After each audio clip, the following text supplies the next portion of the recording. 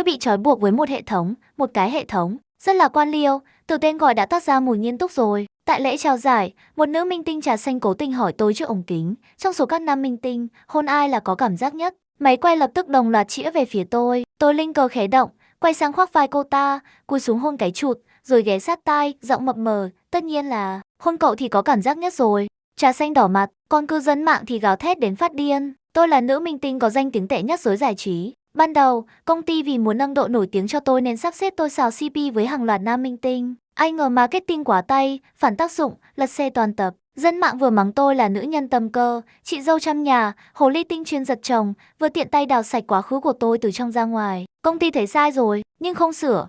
Họ thuận nước đẩy thuyền, để tôi đi luôn con đường đen mà đỏ. Thế là tin đồn thật giả lẫn lộn bay đầy trời, tôi thì nổi thật đấy, nhưng đường nhân duyên cũng bị bại sạch. Có thể nói là mắng chửi như gió, ngày nào cũng ghé thăm, không cần báo trước. Hôm nay, tại lễ trao giải này, ban tổ chức còn cố tình sắp xếp tôi ngồi chen giữa mấy đại lưu lượng nam tinh. Những CP giữa tôi và họ từng một thời là mạng xã hội trao đảo, fan couple sống chết vì nhau.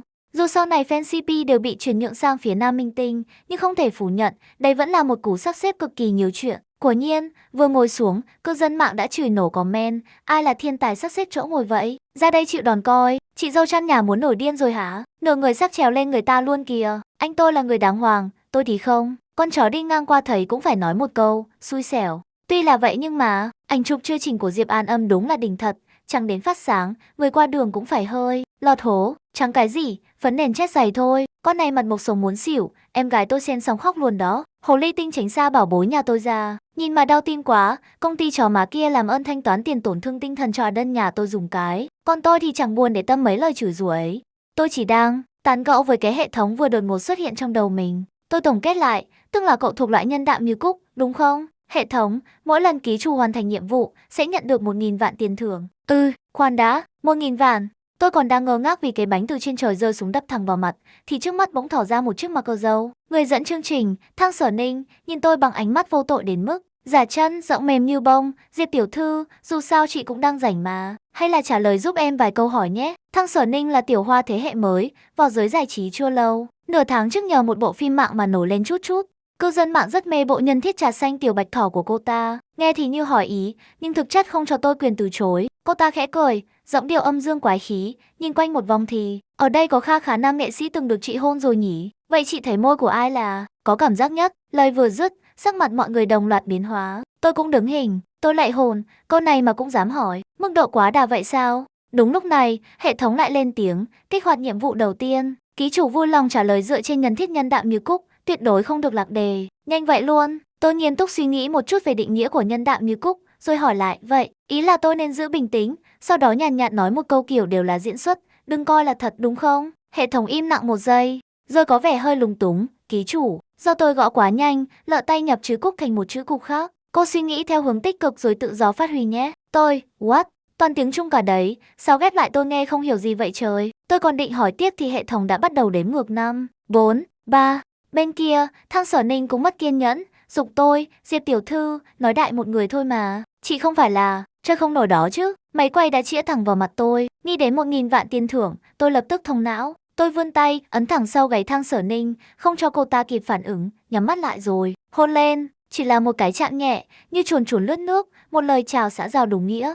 Tôi khoác tay lên vai Thang Sở Ninh, ghé sát tai cô ta, giọng mập mờ, Sở Ninh à, tất nhiên là hôn em thì có cảm giác nhất rồi. Nghe thấy tiếng máy móc lạnh lùng của hệ thống báo nhiệm vụ hoàn thành, tôi thở phào một hơi, ung dung quay về chỗ ngồi. Còn Thang Sở Ninh vẫn đứng nguyên tại chỗ, như vừa bị đóng băng tại chỗ. 3 giây sau, cô ta như cuối cùng cũng hoàn hồn. Đồng tử giãn to, cả khuôn mặt đỏ lên với tốc độ mắt thường có thể thấy, thậm chí lan xuống tận cổ. Cùng lúc đó, phòng livestream nổ đạn mạc với tốc độ kinh hoàng. Mẹ ơi, chắc tôi say rồi, không thì sao lại thấy Diệp An Âm cưỡng hôn Thang Sở Ninh chứ? Tôi không có học, chỉ biết nói một câu, đỉnh của chóp. Mấy người đúng là nữ nhân tâm cơ, trận này coi như các cô thắng. Fan Diệp An Âm im lặng, anti Diệp An Âm cũng im lặng. Mọi người mau nhìn biểu cả mấy khách mời khác kìa, ai nấy mắt trợn như trung đồng. Tôi cười tới mức sắp thăng hoa luôn rồi. Ngày hôm đó, màn thao tác đi vào lòng đất của tôi khiến lượng thảo luận trên các nền tảng lớn tăng vọt. Thậm chí liên tiếp mấy ngày sau, tên tôi vẫn chễm chệ trên bảng tìm kiếm nóng, không chịu xuống. Rất nhanh, các nhãn hàng bắt đầu đưa cảnh ông lưu về phía tôi. Sau khi liên tục quay quảng cáo suốt một tuần, chị Chu, quản lý của tôi, đột ngột nhận cho tôi một show du lịch. Chị bảo tôi dạo này vất vả rồi, đi chơi thư giãn một chút cũng tốt. Nhưng đến khi tôi đặt chân tới hiện trường, tôi mới phát hiện Thăng Sở Ninh cũng là khách mời kỳ này. Tôi còn tưởng công ty chó má kia đổi họ rồi chứ, không ngờ là nén đạn chờ bắn. Mọi người vừa nhìn thấy tôi, ánh mắt theo phản xạ liền trôi sang phía Thăng Sở Ninh. Cô ta cứng người một cái, hung hăng chừng tôi, rồi mang đôi giày da nhỏ lộc cộc lùi hẳn một bước. Sau đó, cô ta lôi từ trong túi ra một cái khẩu trang mèo màu hồng, đeo lên kín mít. Tôi xin hỏi là sao vậy? Tôi là virus à? Có cần phòng bị tới mức này không? Ông tâm trạng bắt đầu nghi ngờ nhân sinh, tôi tiện tay rút thăm. Kết quả, tôi bị xếp cùng nhóm với Thăng Sở Ninh và một nam ca sĩ đang rất hot, Lâm Mặc. Một người là đối tượng xì căng đan gần đây của tôi, một người là đối tượng xì căng đan trong quá khứ của tôi. Tuyệt thật sự, Thăng Sở Ninh ban đầu nhìn thấy tên mình và Lâm Mặc thì vui ra mặt, còn đừng nói chuyện rôm rả với trợ lý. Mai tới khi có người nhắc, cô ta mới phát hiện, sau tên hai người còn kèm thêm một cái tên nữa. Tên tôi. Thăng Sở Ninh lập tức bước tới, hạ giọng đe dọa, Diệp An Âm, anh Lâm Mặc là thần tượng của tôi. Có tôi ở đây, cô đừng hòng động tay động chân với anh ấy. Tôi sẽ không cho cô cơ hội ké nhiệt đâu. Nếu để tôi phát hiện cô có ý đồ xấu, thì đừng trách tôi không khách sáo. À, thì ra Lâm Mặc là thần tượng của cô ta. Thảo nào lúc nãy cô ta kích động như vậy. Tôi tới tham gia show này chỉ để nghỉ ngơi xả hơi, hoàn toàn không có hứng thú lôi nhau ra xé. Nghĩ vậy nên tôi gật đầu cái rụp, đáp ứng gọn gàng dứt khoát. Thăng Sở Ninh thấy tôi đồng ý nhanh quá thì lại sinh nghi, nhìn chăm chăm tôi mấy giây. Tôi nhún vai, đang định rời đi thì trong đầu bỗng vang lên giọng của hệ thống, kích hoạt nhiệm vụ mới. Đối mặt với sự khiêu khích của Trà Xanh, ký chủ mang nhân thiết nhân đạo như Cúc sao có thể bỏ qua dễ dàng như vậy, nhất định phải cho đối phương một bài học nhớ đời. Tôi nhíu mày, bài học mà cậu nói, tốt nhất là bài học đàng hoàng đấy nhé. Hệ thống lạnh lùng phá tan ảo tưởng của tôi, vui lòng lựa chọn một trong các lời thoại sau để đáp lại. Anh, bảo bối, hãy nghiêm khắc chỉ dạy tôi, đừng vì tôi yếu đuối mà nâng tay. B, nghe không hiểu, muốn hôn. C, tôi rất thích mùi của em, để tôi ngửi thử nhé. Tôi trầm mặc, cái hệ thống này, tia của nó là gì vậy? Tôi nghi ngờ nó không bình thường. Tôi còn đang xuất hồn thì Thăng Sở Ninh đã chừng tôi một cái, cau mày không vui, Diệp An Âm, cô thật sự nghe hiểu chưa đấy? Đừng để đến lúc lại nuốt lời. Cùng lúc đó, hệ thống trong đầu tôi liên tục giục giã, ký chủ, chọn nhanh lên, nhanh. Tôi nghiến răng, thôi được rồi, đã vậy thì cùng nhau khó chịu. Tôi hạ giọng, dùng âm thanh trầm khàn, ghé sát tai Thăng Sở Ninh thì thầm như ác ma dụ dỗ, nghe không hiểu, muốn hôn. Dù tôi đã chọn câu trông có vẻ bình thường nhất, cũng dễ phát sóng nhất, nhưng Thăng Sở Ninh vẫn đơ người trong một giây. Ngay sau đó, cô ta như bị giật điện, thốt lên, cô bị điên à? Tôi mỉm cười nhìn cô ta, dù sao thì 1000 vạn cũng đã vào tay tôi rồi, còn Lâm đại ca thì có sao đâu chứ. Thấy nụ cười của tôi, Thăng Sở Ninh há miệng như muốn mắng, nhưng lại sợ, mắng xong người sướng là tôi. Cuối cùng, cô ta dậm chân một cái thật mạnh, che mặt bỏ chạy. Không mắng thêm câu nào à? Tự dưng lại thấy hơi tiếc tiếc. Điểm đến du lịch lần này là thành phố Liên Hoa, một địa điểm đang rất hot gần đây. Tổng cộng có 9 khách mời, chia thành 3 tổ. Tổ chương trình sẽ dùng vòng quay lớn để quyết định điểm đến cụ thể của mỗi tổ, cùng với kinh phí ban đầu. Tôi đang hí hửng chờ du lịch hưởng lương, thì thấy Kim quay vòng một vòng, rồi dừng lại ở hai chữ, núi Ngọc. Tôi, không phải chứ, chẳng lẽ, phải leo núi thật à? Tôi còn chưa kịp hiểu chuyện thì trong lòng đã thích một cái. Ngay sau đó, một tin dữ còn to hơn ập tới kinh phí ban đầu của tổ chúng tôi chỉ có 250 tệ. Phải biết rằng, khách mời buộc phải ở lại điểm đến 3 ngày 2 đêm. Chia bình quân ra thì, mỗi người mỗi ngày chỉ hơn 20 tệ một chút. Đây không phải đen đủi, đây chắc chắn là có khuất tất. Nhưng mặc cho nội tâm tôi có âm u, méo mó, bò trườn cỡ nào đi nữa, tổ chương trình vẫn thản nhiên thả chúng tôi xuống ở một trạm xe buýt. Ý tứ rất rõ ràng, tự lo đường đi nước bước đi mấy đứa. Thăng Sở Ninh mở bản đồ trên điện thoại ra xem, khuôn mặt nhỏ nhắn lập tức nhăn thành một cục. Trời ơi, từ đây đến núi Ngọc còn tận 10 cây số lận, xa quá, vì kinh phí hạn hẹp, lại thêm quãng đường xa, cả ba thống nhất đi xe buýt. Vừa lên xe, Thăng Sở Ninh đã bắt đầu bắt chuyện với Lâm Mặc, tại sao tổ khác được ra biển nghỉ dưỡng, còn bọn mình thì phải leo núi giữa trời nắng thế này. Đây rốt cuộc là chương trình sinh tồn hay chương trình du lịch vậy? Tổ chương trình đúng là trời đánh, em muốn báo cảnh sát bắt họ luôn.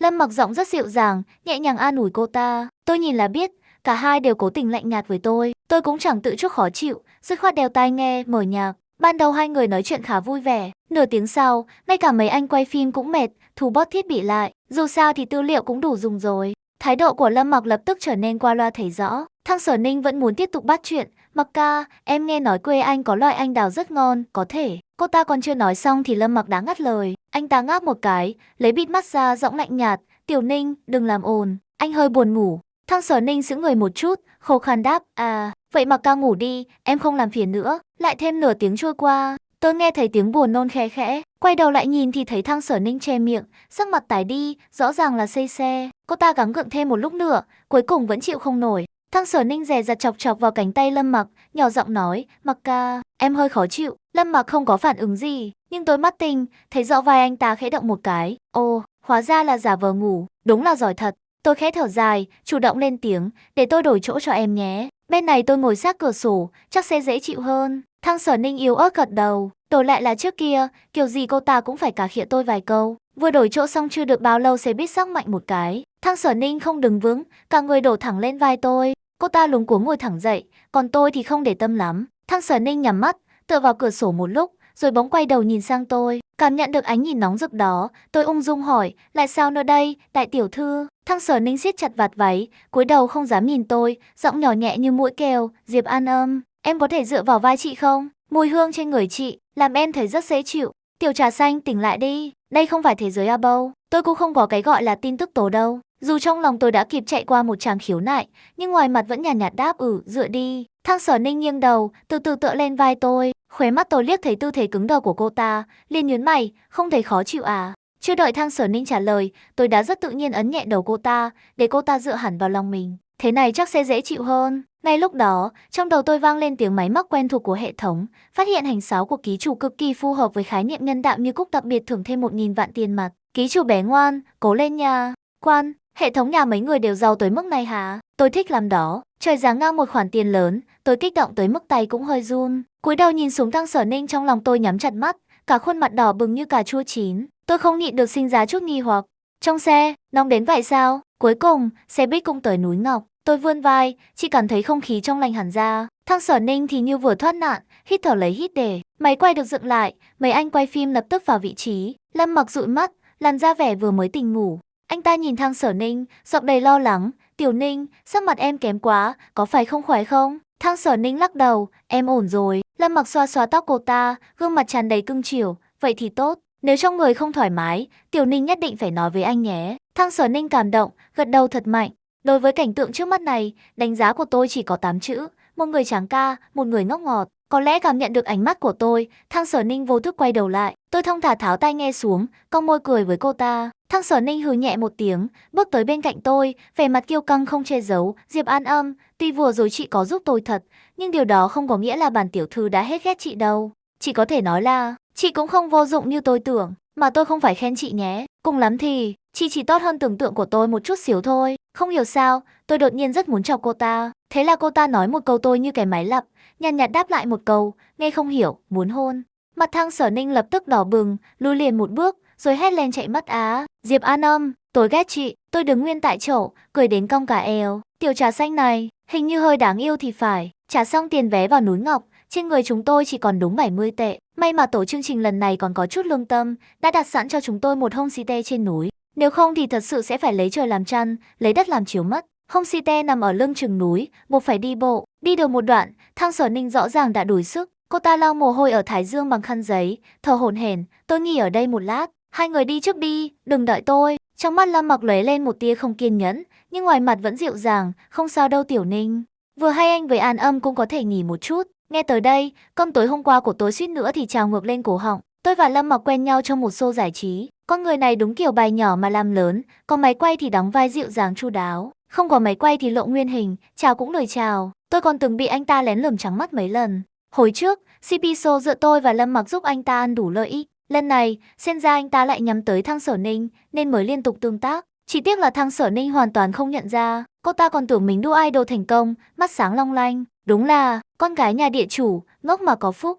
Nghỉ ngơi một lúc xong, chúng tôi lại tiếp tục đi. Tôi bước nhanh hơn một chút, vô tình bỏ xa Thăng Sở Ninh và Lâm Mặc một đoạn. Bỗng sau lưng vang lên một tiếng kêu đau. Tôi giật mình quay đầu lại, Thăng Sở Ninh ngã rồi. Hôm nay cô ta mang giày da nhỏ, lúc gấp gáp không kịp thay. Giờ cởi ra xem thì cổ chân đã sưng đỏ lên rõ ràng, vừa nhìn là biết bị trẹo. Đau quá, đôi mắt to của Thăng Sở Ninh lập tức phủ một tầng hơi nước, trông đáng thương thấy rõ. Nhân viên phía sau đề nghị, thầy Lâm Mặc, chỗ này không xa homestay nữa đâu, hay là thầy vất vả một chút, bế Sở Ninh lên nhé. Lâm Mặc không nói gì, Thăng Sở Ninh gãi gãi đầu, ngại ngùng nói, là em bất cẩn, không nhìn thấy đá dưới đất, làm phiền Mặc ca rồi. Lâm Mặc miệng thì nói không phiền, nhưng sắc mặt đã sầm xuống. Anh ta bế Thăng Sở Ninh đi được vài bước, rồi lại đặt cô ta xuống. Thăng Sở Ninh ngơ ngác, Mặc ca, sao vậy? Lâm Mặc cười gượng, vẻ mặt hơi lúng túng, không sao, để anh điều chỉnh lại cách dùng lực thôi. Anh ta hít một hơi, hai tay lại dùng sức lần này, ngay cả nhấc Thăng Sở Ninh lên cũng không nhấc nổi. Không khí xung quanh yên lặng hẳn đi. Ai cũng nhìn ra, không phải anh ta không cố gắng,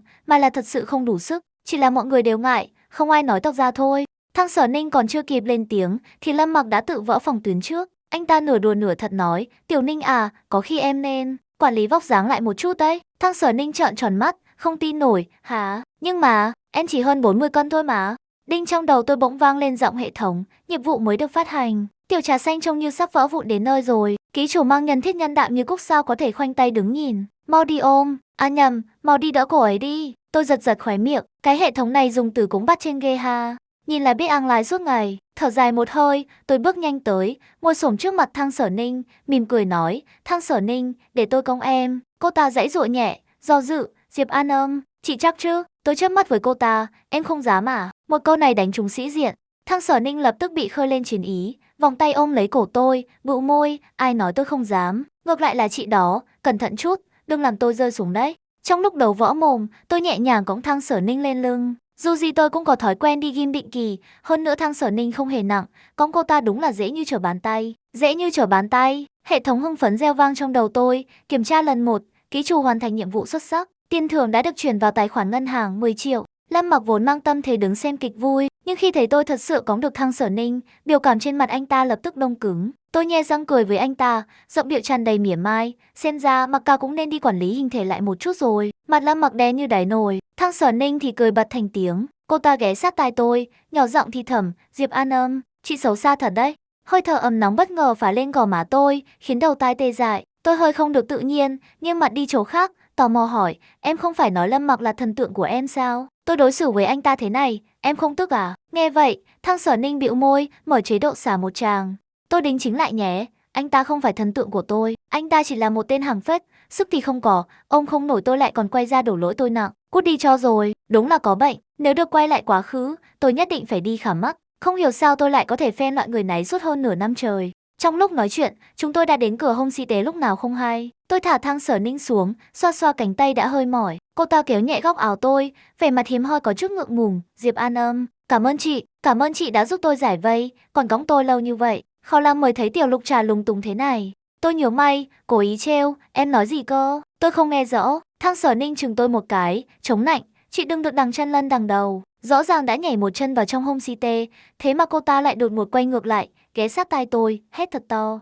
Diệp An Âm, cảm ơn chị, lần này nghe rõ chưa hả? Tôi cười híp mắt, nghe rồi. Nghỉ ngơi trong phòng được một lúc, chương trình lại ném nhiệm vụ mới xuống đầu chúng tôi. Trên đời không có bữa trưa miễn phí, đương nhiên cũng không có chỗ ở miễn phí. Đổi lại việc được ngủ home stay, chúng tôi phải giúp ông chủ dọn dẹp toàn bộ nhà nghỉ. Home stay có tổng cộng 4 tầng, tôi được phân công tầng 2. Nhìn thì rộng rãi thật, nhưng có lẽ ngày thường đã được chăm sóc kỹ nên rác không nhiều, dọn cũng không quá vất vả. Tôi quét dọn tầng mình phụ trách rất nhanh, vừa định phủi tay chuẩn bị chuồn về phòng thì trong đầu bỗng hiện lên hình ảnh Thang Sở Ninh yếu ớt mong manh. Ngay sau đó, hệ thống cũng không để tôi yên, nhiệm vụ phụ được kích hoạt. Đã làm thì làm cho tới bến, làm là phải làm cho ác, cho quên trời quên đất. Xin đừng hiểu lầm, ở đây nói là làm việc nhà. Tiểu Lục Trà trông không giống người tay chân lanh lẹ, mời ký chủ bề ngoài thanh cao như cúc, nhưng bản chất nhiệt tình lương thiện, mau đi giúp đỡ. Tôi, hệ thống này đúng là lướt mạng không sót trên nào. Dù sao thì chân Thang Sở Ninh cũng đang bị trẹo, đi lại của thật không tiện. Khi tôi lên tầng trên, cô ta đang cầm cây lau nhà,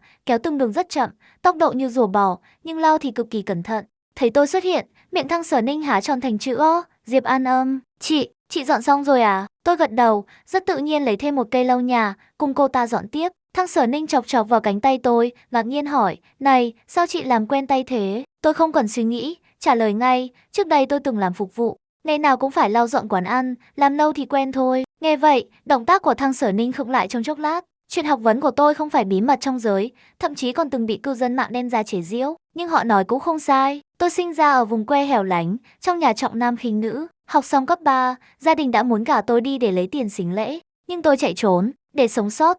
Tôi từng phát tờ rơi ngoài đường, làm công nhân trong xưởng, thậm chí còn đi hát ở quán bar. Sau này, vì ngoại hình, tôi được người tìm kiếm thần tượng phát hiện, tham gia show tuyển chọn và cuối cùng debut với thân phận idol. Tôi chưa từng cảm thấy quá khứ ấy là điều đáng xấu hổ. Ngược lại, tôi thấy mình rất may mắn vì đã tìm được con đường phù hợp với bản thân. Không biết Thang Sở Ninh đang nghĩ gì, cô ta cúi đầu lau sàn, rất lâu không nói một lời. Tôi cũng không để tâm, tăng tốc dọn nốt tầng còn lại trong thời gian ngắn nhất. Tôi rút cây lau nhà khỏi tay Thang Sở Ninh, tiện tay khẽ búng vào má cô ấy một cái. Da mềm đến mức tôi suýt tưởng mình bấm nhầm vào bánh mochi. Được rồi, đi nghỉ đi, Em là bệnh nhân, cần dưỡng sức cho tốt. Thăng Sở Ninh ngơ ra một giây, rồi hừ nhẹ một tiếng như mèo con bị vuốt trúng chỗ yếu. Ông chủ Hông Si Tê đúng kiểu người tốt hiếm có, thấy chúng tôi túng thiếu tiền ăn liền chủ động nói sẽ bao trọn 3 bữa trong ngày. Thăng Sở Ninh cực kỳ hiểu chuyện, giọng ngọt như mía lùi, cảm ơn ông chủ ạ. Ông chủ thật hào phóng, chúc ông chủ làm ăn phát đạt. Dăm ba câu đã dỗ cho ông chủ cười đến không khép được miệng, còn nhiệt tình hiền kế. Nếu mai dậy sớm, mấy đứa có thể lên đỉnh núi xem bình minh. Bình minh ở Ngọc Sơn đẹp lắm, không muốn đi bộ thì ta cho mượn xe điện. Nói rồi, ông chủ đưa chìa khóa xe ra, đôi mắt xinh đẹp của Thăng Sở Ninh sáng rực lên, wow, tuyệt quá, nhưng chưa kịp vui được bao lâu, mặt cô ấy lại xị xuống, nhưng, em không biết chạy xe điện. Tôi nghiêng đầu nhìn cô ấy, thong thả nói, em quên rồi à, còn có tôi. Sáng sớm hôm sau, tôi lôi Thăng Sở Ninh dậy, cô ấy ngáp một cái thật dài, trông rõ ràng là chưa tỉnh ngủ hẳn. Ngồi lên xe, tôi nắm chặt tay lái, nhắc khẽ, nếu sợ thì ôm chặt tôi chạy đây. Thăng Sở Ninh túm lấy vạt áo tôi, miệng thì cứng, tôi mới không sợ. Lúc đó là 4 giờ rưỡi sáng, trời vẫn còn mờ tối, gió núi ấm ướt lướt qua mặt, mang theo hơi mát dễ chịu, không khí nhẹ nhàng đến lạ. Tâm trạng tôi rất tốt, đường núi gập ghềnh, đến khúc qua tôi tăng tốc một chút. Thăng Sở Ninh kêu lên một tiếng, người chúi về phía trước, vội vàng ôm chặt lấy eo tôi. Diệp An Âm, chị chạy chậm lại một chút. Nhiệt độ cơ thể cô ấy truyền qua lớp áo mỏng, mái tóc mềm khẽ cọ vào cổ tôi còn ngửi thấy trên người cô ấy một mùi hương nhàn nhạt như trứng sữa.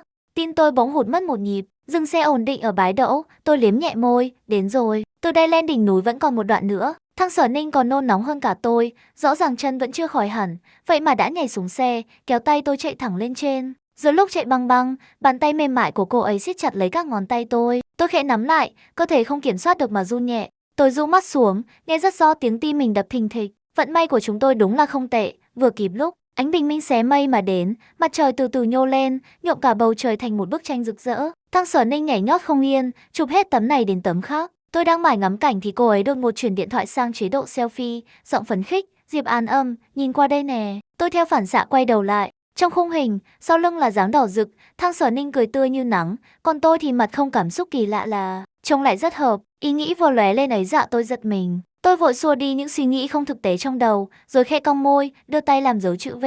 Thăng Sở Ninh thấy vậy, cũng là một dấu chữ V thật to. Nói thật lòng tôi thấy cô ấy hơi bị đáng yêu. Này quay cuối cùng kết thúc suôn sẻ. Về đến nhà, tôi đếm đi đếm lại số dư trong thẻ, tiện thể tán gẫu với hệ thống. Tại sao các cậu lại chọn tôi? Hệ thống đáp, giọng thần thần bí bí, chúng tôi có một cơ sở dữ liệu khổng lồ. Sau khi tính toán, ký chủ là người phù hợp nhất trong số các hành tinh lân cận để hoàn thành nhiệm vụ nhân đạo như cúc. Tôi nằm dài trên giường, nhìn trần nhà, ngẩn ngơ, thật à, nhưng tôi thấy mình thẳng nữ lắm. Cậu là người đầu tiên bảo tôi đạn đạm gì như cúc đó. Hệ thống cười mà không nói. Đúng lúc ấy, WeChat game trên cùng bật lên một tin nhắn mới. Thăng Sở Ninh rủ tôi đánh một ván game. Tôi vốn định từ chối, dù sao thì tôi tiếp cận cô ấy vì nhiệm vụ, những hành động trước đó động cơ cũng không thuần. Nghĩ đến đây, tôi thấy hơi chột dạ. Cách tốt nhất lúc này có lẽ là giữ khoảng cách, kéo giãn lại mối quan hệ. Nhưng tay nhanh hồn não, tôi đã gửi đi một chữ, được.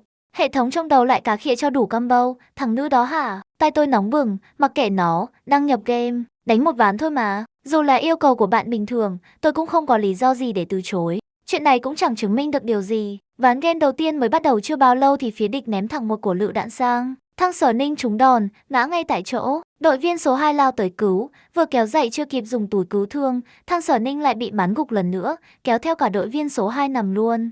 Tôi tức đến bật cười, người đâu mà to xác không mang theo não, không biết tìm chỗ an toàn rồi hãy hồi máu à. Thăng Sở Ninh xấu hổ bò lại, gõ chữ, xin lỗi. Đội viên số 2 trực tiếp ném bom xăng về phía cậu ấy, còn bật vo xì chat, áp mặt chửi thẳng, thế nào, số 1 không dám mở mic à, sợ người ta phát hiện mày là học sinh tiểu học hả? Tôi và Thăng Sở Ninh không mở voci chỉ vì sợ bị nhận ra danh tính thôi, nhưng thấy người này chửi càng lúc càng bẩn, máu nóng của tôi lên thẳng đỉnh đầu. Tôi ném một quả bom khói, bế Thăng Sở Ninh đang bị thương rút khỏi giao tranh, sau đó ném ngược một quả lựu đạn, cho đội viên số 2 bay màu tại chỗ. Đội viên số 2 tức đến nhảy dựng, thằng số 4 bị thần kinh à, ném lựu đạn vào đồng đội. Tôi trở tay báo cáo, rồi gõ chữ rất dễ thương mà trả lời, ồ, hóa ra anh cũng biết mình có vấn đề về não à, gà thì luyện thêm đi, chút giận lên đồng đội là bản lĩnh gì. Thăng Sở Ninh nhắn riêng cho tôi, thôi mà, mình tập trung chơi đi, đừng cãi nhau với loại người đó. Tôi đè cơn giận xuống, em nằm rạp trong bụi cỏ đi. Tôi lên lầu bắt người, không biết có phải bắp tức nước vỡ bờ hay không, ván này tôi đánh mượt như trơn mỡ,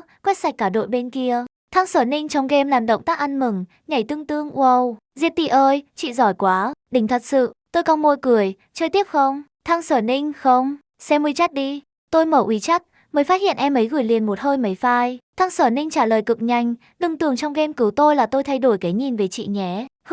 Tôi vẫn nhớ rõ vụ chị cưỡng hôn tôi ở lễ trao giải đó. Dù chị là người hơi lưu manh, nhưng cũng coi như trong show có chăm sóc tôi. Bản tiểu thư đây không phải kiểu người vong ân phụ nghĩa. Đây là mấy kịch bản phim điện ảnh. Chị tự chọn một cái đi. Tôi mở thử một kịch bản ra xem, rồi mở thêm cái nữa, rồi cái tiếp theo. Tim tôi đập thình thịch không kiểm soát nổi. Mỗi kịch bản đều do đạo diễn tên tuổi chủ đạo, danh tiếng hát đến mức một ngôi sao hạng 3 như tôi vốn không với tới được. Tôi thật sự, có thể sao? Tôi thật sự, được sao? Ngón tay tôi run run gõ chữ. Vậy, hay để tôi tìm thêm cho chị mấy cái khác nhé. Ngay sau đó lại gõ tiếp. Bảo bối, tôi yêu em. Gửi xong tôi mới hậu chi hậu giác nhận ra có gì đó không ổn. Tôi đang do dự có nên thu hồi tin nhắn hay không thì hệ thống lại nhảy ra. Con gái loài người nhắn thế này với nhau hình như cũng rất bình thường mà. Ký chủ mà thu hồi mới chứng tỏ trong lòng có quỷ đó. Tôi suy nghĩ một giây thấy nó nói cũng có lý. Bên kia hiện đăng nhập, rất lâu, cuối cùng chỉ gửi đến một câu, Thăng Sở Ninh, Diệp An Âm, chị đúng là khéo nói. Tôi gửi lại một cái city con mèo đội mũ bán manh. Nhưng Thăng Sở Ninh không trả lời nữa, nhìn chăm chăm vào màn hình điện thoại, tôi bỗng thấy hụt hẫng khó tả, trong lòng âm thầm bổ sung một câu, ngủ ngon nhé, bảo bối. Hệ thống lại chờ chẽn online, ký chủ, thừa nhận đi, cậu rơi vào lưới tình rồi, cậu là lừa. Tôi đấu tranh tư tưởng, nửa giây, rồi thẳng thắn thừa nhận, hình như tôi thật sự thích Thăng Sở Ninh rồi. Nghĩ lại thì cũng đúng thôi, em ấy đáng yêu như vậy, không thích mới là không có gu. Tôi thích em ấy, chỉ chứng minh tôi là người có thẩm mỹ. Tôi đang định nhờ chị Chu, quản lý của tôi, giúp chọn kịch bản, thì lại được báo rằng công ty đã nhận cho tôi một bộ phim thần tượng đang quay dở. Nửa tháng sau phải vào đoàn. Cát xê của bộ phim này rất cao, nhưng nguyên tắc đang dính nghi vấn đạo văn, trên mạng bị mắng đến nát mặt. Công ty nhận bộ phim này cho tôi, khác nào đẩy tôi thẳng ra đầu sóng ngọn gió. Tôi biết rõ mình trong mắt họ chỉ là công cụ kiếm tiền, nhưng đến lúc này tôi vẫn cảm thấy lạnh lòng. Không biết có phải vì trong thẻ đã có thêm 5.000 vạn hay không, mà lúc này tôi bỗng thấy mình rất có tự tin. Tôi trực tiếp liên hệ với lãnh đạo cấp cao của công ty, vừa mở miệng nói muốn chấm dứt hợp đồng, đối phương lập tức bày ra một trang bài an ủi tiêu chuẩn. 2 ngày sau, chị Chu nói với tôi, công ty đã giúp em từ chối bộ phim thần tượng đó rồi, nhưng nhà sản xuất của bộ phim đó rất khó chơi, họ đề nghị ăn một bữa cơm với em. Thấy tôi lộ rõ vẻ bài xích, chị Chu khuyên nhủ, nghe nói người này lai lịch không nhỏ. An Âm, dù sao cũng chỉ là ăn một bữa cơm thôi, chị sẽ ở cạnh em suốt, đừng nghĩ nhiều. Sự thật chứng minh, tôi không nghĩ nhiều. Vị nhà sản xuất kia tên Lâm Bá, một người đàn ông trung niên ngoài 40. Suốt cả bữa tiệc, ánh mắt ông ta gần như không rời khỏi tôi, lời nói thì ẩn ý liên miên, nghe vào chỉ thấy khó chịu đến nổi da gà. Chu Tỷ nhận được một cuộc điện thoại, tạm thời rời đi. Cô ấy vừa bước khỏi phòng Lâm Bá liền nháy mắt liên tục, thậm chí còn vươn tay đặt lên sát đùi tôi. Tôi không nhịn nổi nữa, cầm lấy chai rượu trên bàn, tôi nện thẳng vào đầu ông ta. Bốp, Lâm Bá gào lên một tiếng, chửi thề rồi điên tiết lao về phía tôi, giống lên, chỉ là một con diễn viên không biết đã leo bao nhiêu giường. Giả vờ thanh cao cái gì, tin không, ta cho mày không sống nổi trong giới giải trí. Tôi đang định vớ thêm một chai nữa, cửa phòng bao bị đẩy bật ra. Thăng Sở Ninh xông vào, phía sau còn theo mấy vệ sĩ. Không biết cô ấy lấy đâu ra sức, hất tung cả bàn ăn, đồ ăn nóng hổi đổ hết lên người Lâm Bá. Ngay sau đó, Thăng Sở Ninh ra hiệu cho vệ sĩ đè ông ta xuống, rồi một cú đá cực mạnh giáng thẳng. Giọng cô ấy bạo liệt đến lạnh người, ông nói lại lần nữa xem muốn cho ai không sống nổi. Trời nóng rồi, tôi thấy nhà ông cũng đến lúc phá sản là vừa. Tôi đứng sững nhìn cô ấy, hóa ra, Thăng Sở Ninh thật sự xuất thân hào môn kiểu lớn lên trong nhung lụa, ngậm thìa vàng chính hiệu. Nửa năm trước cô ấy fan Lâm Mặc, lại có chút hứng thú với diễn xuất, thế là tiện thấy bước chân vào giới giải trí, vừa đóng phim vừa theo đuổi thần tượng. Nói đến đây, Thăng Sở Ninh xua tay một cái, giọng đầy khinh thường, Lâm Mặc á, cậu ta tưởng mình hát hay lắm chắc. Nếu không phải vì tôi thích cậu ta thì nửa năm qua làm gì có nhiều tài nguyên cấp đỉnh như thế. Bây giờ tôi không muốn làm fan nữa, vậy thì để anh ta tự sinh tự diệt đi. Tôi không biết nên nói gì, chỉ lặng lẽ nhìn cô ấy. Thăng Sở Ninh đánh giá tôi từ trên xuống dưới, hỏi, hôm nay chị không bị dọa chứ? Tôi đang ăn cơm với chị tôi, nghe thấy giọng chị từ phòng bên cạnh. Lão già đó đúng là buồn nôn, tay chân không sạch sẽ. Nói thật, tôi còn thấy mình ra tay hơi nhẹ. Tôi lắc đầu, chủ động trấn an lại cô ấy. Tôi không sao đâu, em đừng lo cho tôi. Ai thèm lo cho chị chứ? Thăng Sở Ninh sủ lông ngay tại chỗ, hừ một tiếng, sắc mặt bỗng trở nên vừa ngượng vừa gượng. Tôi thấy trong group fan có người nói, gia đình chị không cho chị học đại học. Tôi nhớn mày, giọng kéo dài đầy ý vị. Ồ, em còn vào cả group fan của tôi cơ à? Mặt Thăng Sở Ninh đỏ bừng trong nháy mắt. Cô ấy thẹn quá hóa giận, đó không phải trọng điểm. Không cho cô ấy cơ hội giải thích, tôi tiếp tục truy hỏi, vậy tức là bây giờ em không còn làm fan của Lâm Mặc, mà chuyển sang làm fan của tôi rồi. Thăng Sở Ninh vội quay mặt đi chỗ khác, giọng cố giữ bình tĩnh, không có, tôi chỉ là thấy chị đáng thương thôi. Tôi ồ lên một tiếng thật dài, không hiểu sao lại cực kỳ thích chọc cô ấy. Có lẽ đây là một kiểu ác thú nho nhỏ của tôi. Thăng Sở Ninh cũng nhìn ra rồi, cô ấy khẽ đấm vào cánh tay tôi, giọng lười biếng, Diệp An Âm, rốt cuộc chị có đến công ty tôi không? Công ty tôi hiện tại chỉ có mỗi tôi là nghệ sĩ, đãi ngộ rất tốt, đảm bảo tốt hơn cái công ty nát của chị. Tiền 6 phạm hợp đồng tôi trả thay cho chị. Nhìn bộ dạng bán hàng nhiệt tình của cô ấy, tôi không nhịn được cười, cong môi nói, vậy thì, cung kính không bằng tuân mệnh. Từ giờ trở đi có phải tôi nên gọi em là Thăng Tổng không? Thăng Sở Ninh bị tôi chọc cười, cô ấy ngoắc ngoắc ngón tay, giọng đắc ý, đúng vậy, đại minh tinh từ nay về sau, chị phải xem sắc mặt tôi mà làm việc rồi. Ánh mắt chúng tôi giao nhau, rồi cùng phá lên cười. Thăng Sở Ninh giục tôi chọn kịch bản. Cuối cùng, tôi chọn một bộ phim điện ảnh đề tài dân quốc. Vai tôi đi thử là nữ phụ số 2, một cô gái từ nhỏ bị giam cầm trong khuê viện, sau này tự phá xiềng xích đổi vận đời mình. Vốn dĩ Thăng Sở Ninh chỉ đi cùng cho vui, không ngờ cô ấy lọt ngay vào mắt xanh của đạo diễn. Sau một hồi đạo diễn giữ người đủ kiểu, Thăng Sở Ninh cuối cùng đồng ý nhận vai nữ phụ số 3, một thiên kim tiểu thư tư tưởng tân tiến, phong thái nổi bật. Cùng lúc đó, tập thứ 4 của show du lịch lên sóng. CP tôi và Thăng Sở Ninh bất ngờ bùng nổ. Trong lòng tôi có chút vui, nhưng cũng hiểu rất rõ chờ chương trình kết thúc, độ hot CP chắc chắn sẽ hạ nhiệt. Chỉ là tôi không ngờ tới CP của tôi và Thăng Sở Ninh lại lên hát sớt bằng một hình thức khác. Rồi thì quả bom thật sự nổ, có một cư dân mạng đăng một bài Weibo. Trong ảnh, Thăng Sở Ninh ngồi ở một bên, dáng vẻ thong dong, vừa lướt điện thoại vừa chill. Ban đầu người ta chỉ định khen nhan sắc của cô ấy thôi, ai dè có cao nhân phóng to màn hình điện thoại, chụp lại từng chi tiết. Không soi thì thôi, soi một phát tăng luôn. Người ta đào ra được tài khoản phụ Weibo của Thăng Sở Ninh, mà không đào thì không biết, đào rồi mới thấy đúng kiểu mở mang tầm mắt. Tài khoản phụ của Thăng Sở Ninh gần đây like toàn bộ nội dung trong siêu thoại CP của tôi và cô ấy. Bài đăng của cư dân mạng kia nổ lớn chỉ trong vài phút. Bà con ơi, tôi phát hiện ra thứ này. Thăng Sở Ninh không chỉ đang tự đẩy thuyền với Diệp An Âm mà còn đẩy Ninh Âm. Xin phép phổ cập chút, CP hot nhất của Diệp An Âm Thăng Sở Ninh là An Ninh. Rõ ràng Diệp An Âm là bên công, nhưng mấy bài mà Thăng Sở Ninh like toàn là CP Ninh Âm CP, thậm chí còn xê cả phân đồng nhân. Kết luận, chính chủ là thụ chính hiệu. Tôi cười muốn rớt hàm luôn, ha ha ha. Bình luận nổ như pháo Tết. Lầu 1, lầu 2 tôi chưa tỉnh ngủ hả? Hay là thế giới này bị lỗi rồi? Lầu 3, cú này với tôi đúng kiểu, tin tức quá mức kích thích. Lầu 4, ơ kìa, làm sao đấy? Không được cười nhạo Ninh Ninh yếu đuối, đáng thương, không nơi nương tựa của chúng tôi nhé. Lầu 5, tiểu trà xanh thì sao? Không lẽ tiểu trà xanh không được mơ làm đại mãnh thù à? Lầu 6, trên kia nói câu này đúng là đảo lộn luân thường. Lầu 7, mà khoan đã, 1 tháng trước Thăng Sở Ninh còn dùng ách phụ chửi Diệp An Âm là trà xanh tâm cơ, nói cậu ta cái nhiệt đân của mình. Lầu 7, vậy mà bài mới nhất là ảnh sống của Diệp An Âm kèm caption, bảo bối dễ thương quá, giống mèo con, muốn lại gần hôn chụt. Lầu 178, 1 tháng này rốt cuộc đã xảy ra chuyện gì mà khiến Thăng Sở Ninh từ anti fan hóa thành fan não tàn vậy trời, ha ha ha. Lầu 348, cặp này là thật đó, trời có sập xuống cũng là thật. Lầu 520, FM trong vòng 1 tiếng, CP của hai người này xông thẳng lên top 1, top 2 siêu thoại. Fan CP trong đó ăn mừng như Tết luôn. Lầu 2124, khỏi phun nữa, cặp này chắc chắn là người yêu thật. Xem xong bài này, tôi không chần chừ giây nào, lập tức chuyển tiếp cho Thăng Sở Ninh, kèm theo lời nhắn, bảo bối, lần sau nhờ dán miếng chống nhìn trộm nhé. Thăng Sở Ninh không trả lời, nhưng không lâu sau cốc, cửa phòng tôi bị gõ vang lên. Mở cửa ra, tôi thấy Thăng Sở Ninh mặc áo ngủ, đứng ngoài, dáng vẻ có hơi căng thẳng, trông chẳng còn chút nào khí thế bà chủ công ty ban nãy. Tôi nghiêng người sang một bên, nhưng lối cho cô ấy vào. Thăng Sở Ninh khẽ hắng giọng, rõ ràng là chột dạ, Diệp An Âm, tôi tới tìm chị để bàn về kịch bản thôi, chị đừng có hiểu lầm nhé. Tôi nhìn vẻ mặt vừa cố tỏ ra nghiêm túc vừa lộ rõ sự luống cuống của cô ấy, chợt thấy đáng yêu quá mức cho phép. Thế là tôi thuận theo lời cô ấy, gật đầu rất hợp tác. Được thôi, vậy mình cùng thảo luận kịch bản nhé. Trong kịch bản, Thanh Hàn Nữ và Lưu Dương Đại Tiểu Thư có rất nhiều cảnh đối diễn. Sự thay đổi cảm xúc giữa hai người cũng tinh tế đến mức chỉ cần lệch một nhịp là hỏng cả câu chuyện. Ban đầu, Thanh Hàn Nữ hiểu lầm rằng vị hôn phu của mình đem lòng yêu Đại Tiểu Thư, nên vô thức coi cô ấy là kẻ đối địch. Nhưng rồi liên tiếp những biến cố ập tới, bị hủy hôn, gia đình gặp nạn, địa vị và chỗ dựa đều sụp đổ. Cuộc sống của Thanh Hàn Nữ dần rơi vào bế tắc.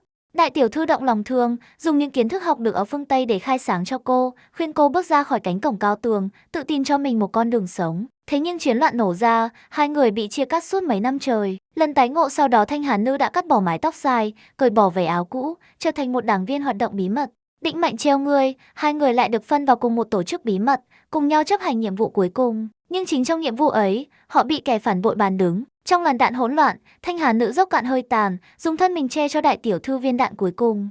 Giữa biển lửa mù mịt, cô mỉm cười, chết trong vòng tay của Lưu Dương Đại Tiểu Thư, chỉ để lại một câu nói chưa kịp thốt ra. Nói tới đây, không khí trong phòng bỗng trùng xuống. Cả tôi và Thăng Sở Ninh đều im lặng, nỗi buồn lan ra giữa hai người như một làn sương mỏng. Tôi nắm chặt kịch bản trong tay, bỗng nhiên hỏi, Thăng Sở Ninh, em nghĩ Thanh Hàn Nữ muốn nói câu cuối cùng đó là gì? Thật ra, tôi đã suy nghĩ về câu hỏi này từ rất lâu rồi. Mấy ngày trước, hệ thống trong đầu tôi đã biến mất. Nó nói rằng, nó phải đi tìm người hữu duyên tiếp theo.